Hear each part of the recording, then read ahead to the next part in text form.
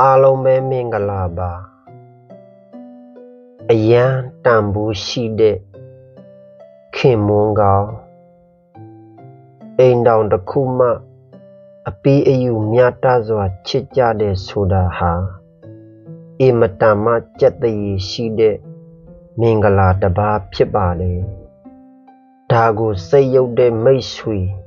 အပေါင်းအသင်းတချို့ကမြောက်ပေးတတ်ကြပြီးသဘောထားမပြည့်တဲ့ခန့်ညံ့ညံ့ဆွေမျိုးတွေကတော့ကဲရဲ့ပြစ်တင်တတ်ကြပါတယ်လင်မယားနှစ်ယောက်ကြားမခံကြီးမခံသာစကားလုံးတွေသုံးပြီးသွေးကွဲစေတဲ့စကားမျိုးတွေကိုလည်းပြောတတ်ကြပါတယ်တကယ်တော့ခင်မွန်းကောင်းဆိုတာဇနီးမယားအပေါ်နိုင်ထက်စီးနှင်းမပြုတ်တဲ့သူပါဇနီးအမြဲတမ်းလေးစားချစ်ခင်အောင်လဲပြုမှုနေထိုင်တတ်သူပါအိမ်တော်ဦးစီးတာဝန်ကိုလဲအပြည့်အဝလောက်ကင်ဆောင်ရွက်နိုင်သူလဲဖြစ်ပါတယ်ပတ်ဝန်းကျင်မှာခင်မွန်းတဲ့ကကိုဇနီးအပေါ်တဲတဲလှုပ်ချစ်တာမြင်နေရတာအပြစ်ဖြစ်နေလားဒီလိုခင်မွန်းမျိုးကိုဇနီးတဲ့တိုင်းတောင်းတလူချင်ကြပါလိမ့်မယ်အိမ်တော်ရေးတစ်ခုခိုင်မြဲဖို့ဆိုတာခင်မွန်းနဲ့ဇနီးအပြန်အလှန်ချစ်ချင်းမေတ္တာတစ်ခုတော့ရှိနေသင့်ပါတယ်ဇနီးတစ်ယောက်ရဲ့ပျော်ရွှင်မှုတွေဟာခင်မွန်းရဲ့ချစ်ချင်းမေတ္တာပဲဖြစ်ပါတယ်ဒါကြောင့်ပျော်ရွှင်နေတဲ့ဇနီးတစ်ယောက်ရဲ့ဘဝမှာတိတ်ခါရှိပြီးဒေဇာထိုက်တဲ့ခင်မွန်းကောင်းရှိနေလို့ပါအမြဲတမ်းမှိုင်တွေးနေပြီးအလိုမကျဖြစ်နေတတ်တဲ့ဇနီးရဲ့နောက်ွယ်မှာတိတ်ခါမဲ့ပြီး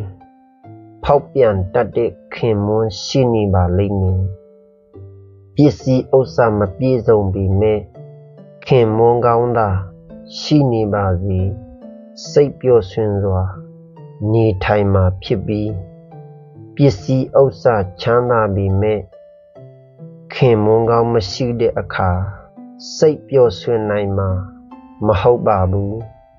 ဒါကြောင့်ခင်မွန်းကကိုယ့်ရဲ့ဇနီးကိုချစ်ပြတာဟာရှက်စရာမဟုတ်ပါဘူးဒါဟာအထင်ကြီးစရာလေးစားချီးကျူးဖို့ကောင်းတဲ့ခင်မွန်းကောင်းရဲ့အပြုအမူတွေပါဒီလိုဇနီးမောင်နှံရဲ့အပြန်အလှန်ချစ်ခင်ဂရုစိုက်တတ်မှုတွေဟာပျော်ရွှင်စရာကောင်းတဲ့အိမ်တော်ရေးတစ်ခုကိုပိုင်ဆိုင်ရမှာဖြစ်ပါတယ်စစ်မှန်တဲ့ချစ်ချင်းမေတ္တာတွေသာရှိပါစေတာယာနေမှာအမှန်ဖြစ်ပါတယ်ယောက်ျားတိုင်းခင်မွန်းကောင်းများဖြစ်ကြပြီးဇနီးတိုင်းခင်မွန်းအပေါ်မှာလေးစားစွာနဲ့တန်ဖိုးထားတတ်ကြပါစေတကယ်ချစ်တတ်သောခင်မွန်းကောင်းများကိုပိုင်ဆိုင်နိုင်ကြပါစေစိတ်နှလုံးအေးချမ်းကြပါစေအဆုံးထိကြည့်ပေးတဲ့အတွက်ကျေးဇူးအထူးတင်ပါသည်